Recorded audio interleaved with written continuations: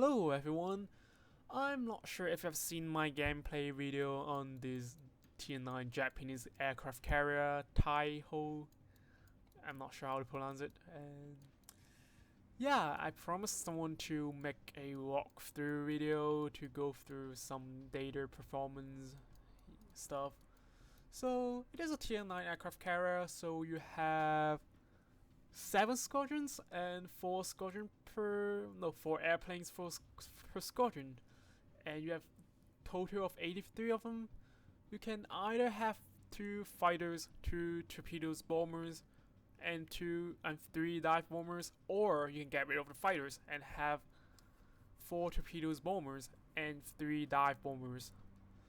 So even though the Japanese fighters are not very powerful compared to the Americans, but I would still recommend you to have at least 2 squadron of fighters to like protect yourself, or at least like distract the enemy fighters to give your bombers a chance to reach your targets. And not to mention, the fighters are very unique looking. I don't believe they actually made them in real life, maybe 1 or 2 as experimental projects. And yeah, they're very good. Not good looking, but they're very unique. And they're very fast.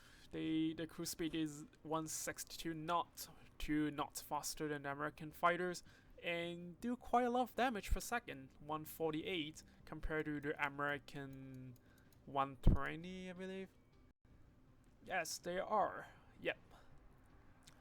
But don't forget, you get only 4 planes per squadron compared to Americans, so you're like using 8 against 12, which is, yeah, you don't really stand a chance against to deal with American carrier on fighters, but still they do the job, like distracting them for 30 seconds to a minute, which is quite enough for your bombers to reach your target.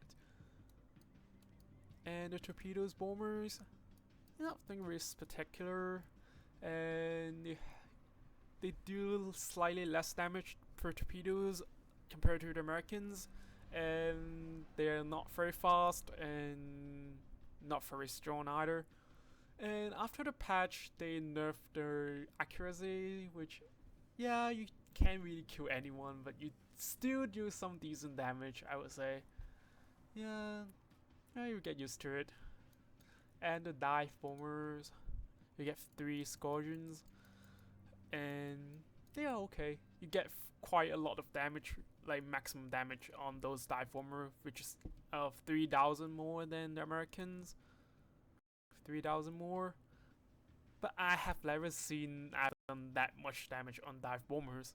Someone on Reddit said they did, but I haven't seen it. So yeah, I'm not a big fan of dive bombers. So other things, so secondary armament, you get 6 dual purpose 100mm guns, and you also, and for anti-aircraft, you also have an extra 25 40mm anti-aircraft machine gun. The effectiveness overall is 52 compared to the American 80. They're not very powerful because like every Japanese Navy players know that anti-aircraft is not the strength of Imperial Japanese Navy, so you can't really rely on them to shoot down enemy bombers. You still need your fighters to like, yeah. Well, better than not having them though. And the maximum speed is 34 knots, and slightly faster, 1 knot faster than the American one. But the turning radius is ridiculous. It's 920 meters. I think it is. I don't know. Is it Yamato having?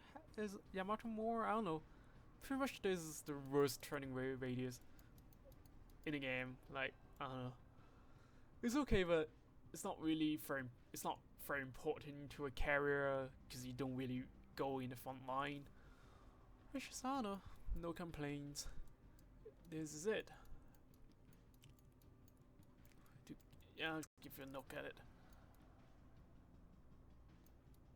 Nothing really spectacular about this aircraft carrier, really. And if anyone is interested, I can do another video for the tier 10. I just got it very recently. So, yay. Well, let me know if you're interested. And this is it. Cheers.